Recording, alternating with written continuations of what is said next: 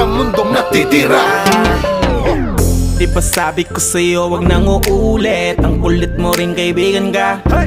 Ilang beses na ang puso mo'y napunit, nagkagalit pag sinasabihan ka. Oh yeah, makinig ka sa akin, alam ko na rin galawan ng babaeng ikaw ay papaasahin. Kaya kung ako sa'yo ay wag na, tangay yung taong nandyan na para sa kanya. Kaso binaniwala dahil lang sa salita, ang lakas-lakas magamit lang hindi mo halata. Ganyan na talaga ang nagiging sitwasyon ngayon.